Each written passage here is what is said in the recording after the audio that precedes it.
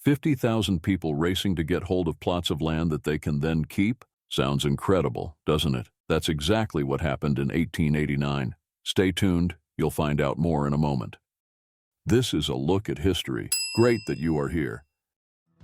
The prehistory of this event goes back to the time after the Civil War, when the United States government decided to open up the land west of the Mississippi for settlement. The opened area included all or part of Canadian, Cleveland, Kingfisher, Logan, Oklahoma, and Payne counties, in what is now the U.S. state of Oklahoma. Oklahoma was at that time a part of the territory where various tribes of Native Americans lived. These tribes had been forcibly relocated here 50 years earlier from their original territories to the east in order to gain land for settlers.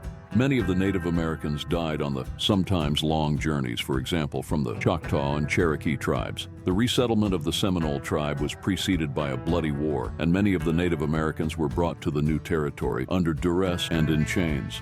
As late as 1880, the colonization of the area by European settlers had been prohibited by the U.S. government. In order to release the land for settlement, negotiations with the Muskogee and Seminole tribes began in 1885, which ultimately led to the release of around 2 million acres of land in 1889.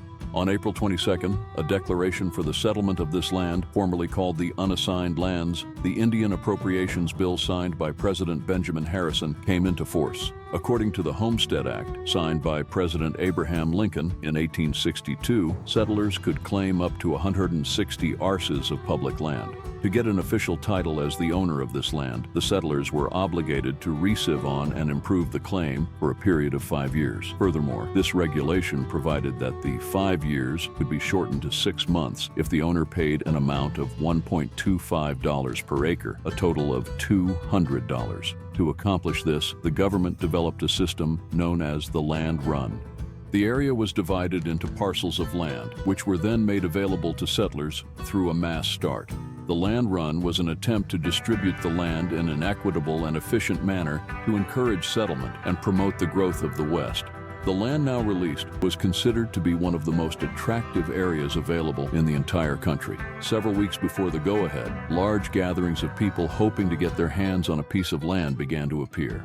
They formed camps near the borders, especially in towns that were already connected to the railroad network. The people were held back by the Army for a long time, but a few days before the lands were released, Army troops led caravans of settlers through the sometimes impassable territory of the Cherokee Outlet. Many settlers traveled by special trains, called boomer trains, some of which were completely overcrowded. A few years earlier, a railroad line had been built through the Oklahoma countryside, which made the areas along the railroad line, and even more so the areas around the stations built in Oklahoma City, Guthrie, and Edmond, interesting for settlers, entrepreneurs, and speculators who hoped for opportunities to found towns, even if the main focus was on obtaining land for agricultural use.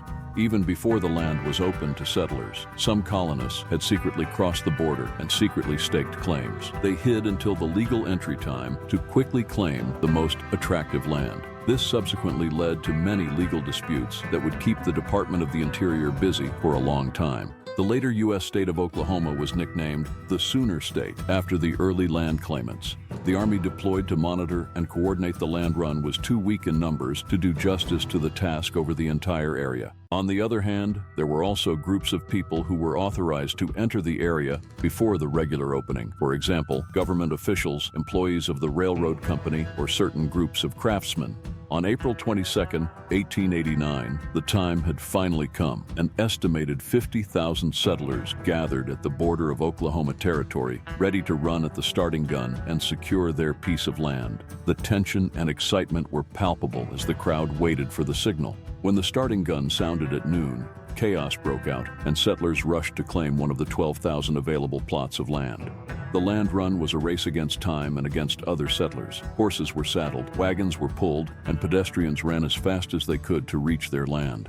There were no set rules or boundaries, which led to conflicts and disputes between the settlers. Those who managed to secure a piece of land immediately marked it as their own. By the end of the day, almost 2 million hectares of land had already been claimed. By the end of the year, 62,000 settlers were living in the area. Today's Oklahoma City became a town with 10,000 inhabitants that first day. Within a day, roads were laid out, land was claimed, and the first steps were taken to form a city government. By the second week, the first schools had opened, and Oklahoma City had 5 banks and 6 newspapers within the first month.